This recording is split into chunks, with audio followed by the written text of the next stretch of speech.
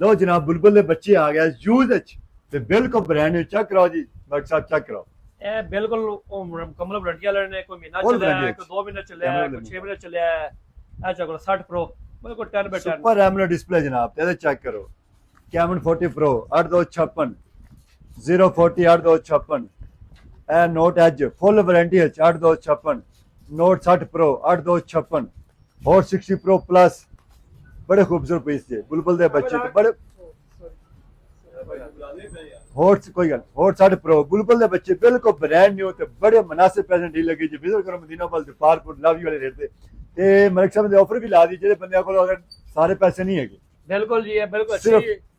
ਇਹ ਨਾ ਨਹੀਂ ਪੈਂਦਾ ਜਿਵੇਂ ਸਮਾਰਟ 20 ਆਇਆ ਹੈ, ਇਹ ਡੱਬੇ ਦੇ 30% ਲੈ ਕੇ ਆवन बाकी 70% क्रेडिट हो ਕੋਈ जाएगा ਜ਼ਿਆਦਾ ਪੇਮੈਂਟ ਨਹੀਂ ਲੱਗੇਗੀ ਇਹਨਾਂ ਨੂੰ 30% लेके आओ बाकी मेरे पास 2 माह 3 माह का टाइम बन जाएगा लव यू हो गया विजिट करो मदीना वाल पालपुर अल्लाह